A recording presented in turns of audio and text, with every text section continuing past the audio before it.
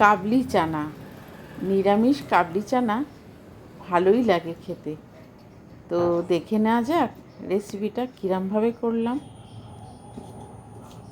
প্রথমে আমি গোটা গরম মশলা দিয়ে দিলাম।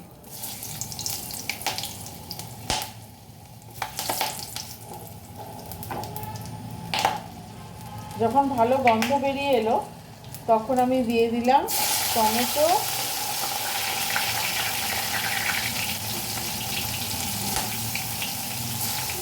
এবং জিরে ধনে গুঁড়ো। তারপরে ভালো করে নাড়লাম।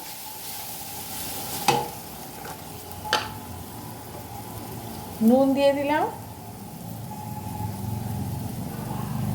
আর দিয়ে দিলাম সামান্য হলুদ। আর যেটা কাবলি চানা সেটার মধ্যে আমি আগেই একটুখানি হলুদ আর নুন দিয়ে কুকারে সেদ্ধ করে নিয়েছিলাম। এই যে কাবলি চানা, কি সুন্দর লাগছে না?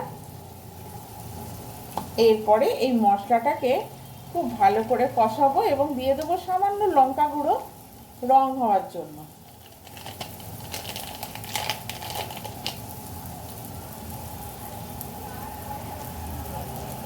লঙ্কা গুঁড়ো না দিলেও চলে। তারপর ভালো করে আমি নাড়তে থাকবো। যখন বেশ কষে কষে তেল বেরিয়ে আসবে তখন আমি এর মধ্যে দিয়ে দেবো আদা বাটা।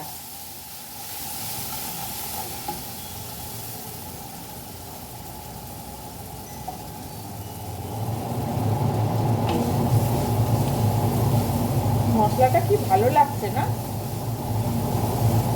কষে কষে একদম যখন ভালো করে তেল ছাড়বে, এখন দিয়েছি শুধু টমেটো, জিরে ধনে আর গোটা গরম মশলা তো আপনারা দেখলেনই।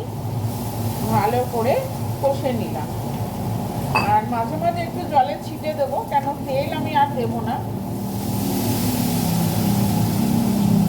কষতে থাকলাম।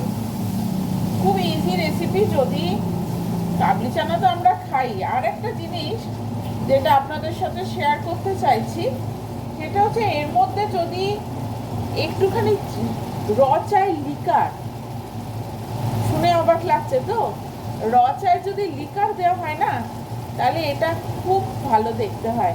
বেশ দোকানে কিন্তু র চায়ের লিকার দিতে আমি দেখেছি এবং ওরা আমাকে বলেওছে, শেয়ারও করেছে। এবং ভালো সেলিব্রিটি শেফদের রান্না দেখলেও আপনি দেখবেন এই লিকার কিন্তু ওরা দেয়, মানে অন্য কিছু লিকার না, র চায়ের লিকার। লঙ্কাও দিয়ে দিলাম। একটু ঝাল ঝাল হলে, এমনি নিরামিষি তরকারি, তারপরে একটু ঝাল না হলে কি ভালো লাগে? একটু ব্যালেন্সের জন্য চিনিও দিতে পারেন। মশলা কষে কিন্তু বেশ লাল হয়ে গেছে। আমি কিন্তু কোনো লঙ্কা গুঁড়ো দিয়েও নি, দেবো ভেবেছিলাম, কিন্তু হঠাৎ করে দেখলাম শেষ হয়ে গেছে। দিয়েছি জিরে ধনে আর একটু আদা বাটা। এরপরে আমি মশলাটা যেহেতু কষা হয়ে গেছে তো আমি জল দিয়ে দিলাম। বেশ তেল ছেড়ে এসছে, খুব বেশি তেল না দিলেও। এরপরে আমি কাবলি চানাটা দিয়ে দেবো, যেটা আমি আগে থেকে সেদ্ধ করে রেখেছি। অল্প নুন আর হলুদ দিয়ে দিলাম এবং আরও ভালো করে কিছুক্ষণ কষতে হবে। কষে যেহেতু কাবলি চানাটা ভালোই সেদ্ধ আছে,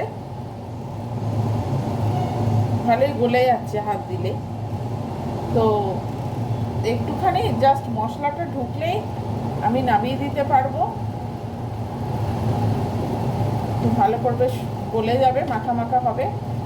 এটা একটু নেড়ে নিয়ে ঢাকা দিয়ে দেবো, রেডি হয়ে যাবে। কাবলি চানার তরকারিটা কিন্তু একদম হয়ে গেছে, সেদ্ধও হয়ে গেছে, বেশ মাখা মাখা হয়ে গেছে। খুব বেশি ঝোল করব না, তাই এর মধ্যে ধনেপাতা কুচো বেশি করে দিয়ে দিলাম।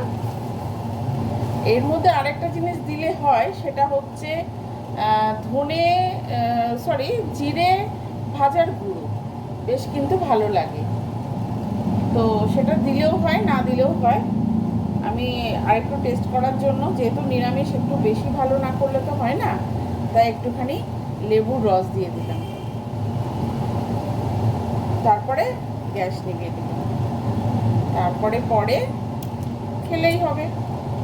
তো এই হয়েছে আমাদের কাবলি চানার তরকারি। এটা রুটি দিয়ে, পরোটা দিয়ে তো খুব ভালো লাগবে। তো আপনারাও ট্রাই করবেন। যদিও খুবই সাধারণ রান্না, তবে যেহেতু এক একজনের রান্না এক এক রকম হয়, তো সেই কারণে আমি আমারটা দেখালাম, আপনারাও ট্রাই করবেন।